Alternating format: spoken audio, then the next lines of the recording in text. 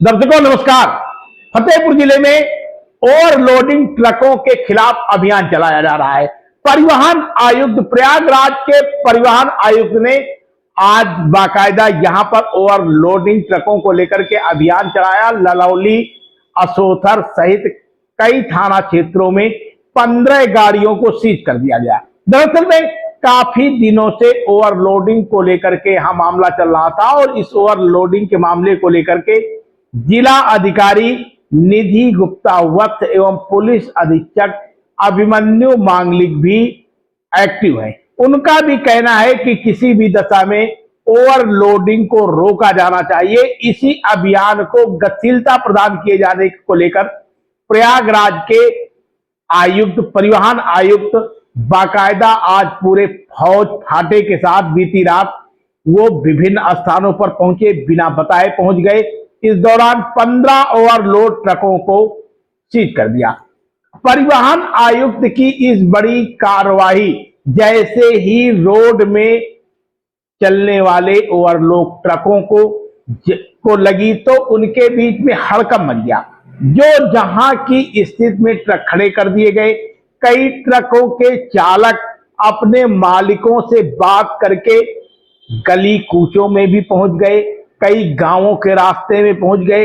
यानी एक तरीके से भगदड़ जैसे का माहौल उत्पन्न हो गया। इस दौरान मलवा थाना क्षेत्र के अंतर्गत चक्की इलाके में चल रहे अवैध मिट्टी खनन के मामले की भी गोपनीय सूचना परिवहन आयुक्त को मिली थी, जिसको लेकर के वहां पर भी टीम पहुंच गई और एक जेसीबी समेत 2 डंपर को सीज कर दिया गया। दर्शकों, ये बड़ी कार्रवाई है। इस सब के बावजूद भी फतेहपुर जिले में मिट्टी का अवैध खनन लगातार जारी है। अभी 2 दिन पहले ही मलवा थाने के 2 सिपाहियों को एसपी ने खनन के पैसे को लेकर वायरल हुए ऑडियो के बाद निलंबित किया था। असोथर क्षेत्र अपने आप में स्वयं खनन कारोबारियों के लिए मशहूर हो चुका है। यहां पर बड़े पैमाने पर खनन किया जाता है। पिछले काफी दिनों पहले भी इसकी खबरें चली थी, लेकिन उन खबरों को शायद उच्चाधिकारियों ने संज्ञान में लिया, लेकिन इलाके की पुलिस और खनन अनुभाग ने कोई भी संज्ञान में नहीं लिया। अब इसके बाद एक बार जब जिलाधिकारी एवं पुलिस अधीक्षक फिर से एक्टिव मोड में हो गए हैं, तो परिवहन आयुक्त ने भी फतेहपुर जिले में मोर्चा संभाल लिया। दरअसल में यहां पर बड़े पैमाने पर मोरंग से लदे ओवरलोड ट्रक निकलते हैं। आए दिन इसका विरोध होता है। असोथर कौहन इलाके में लगातार ओवरलोडिंग की वजह से सड़कें खराब होती हैं। गांव के ग्रामीण कई बार विरोध प्रदर्शन कर चुके हैं। लगातार जिला प्रशासन को भी इस मामले पे अवगत करा चुके हैं। सड़कें ऊपर से खराब होती हैं, आए दिन दुर्घटना होती रहती हैं। अंडरलोड ट्रकों को चलाए जाने के नियम बनाए गए हैं, लेकिन सभी नियम कायदों की धज्जियां उड़ाई जा रही हैं। अभी 24 घंटे पहले ही किशुनपुर थाना क्षेत्र के विजयपुर क्षेत्र में डंपर को रोकने के लिए बाकायदा पुलिस ने डंडे बरसाए, तो गांव के ग्रामीणों के बीच में आक्रोश फैल गया। यानी तमाम तरीके से जो ओवरलोडिंग ट्रकों के निकालने का रैकेट सक्रिय है, इनके लोकेटर सक्रिय है, वो बराबर कामयाब भी हासिल कर रहे हैं। लेकिन इस सब के बावजूद भी सिस्टम भी अब एक्टिव हो गया है।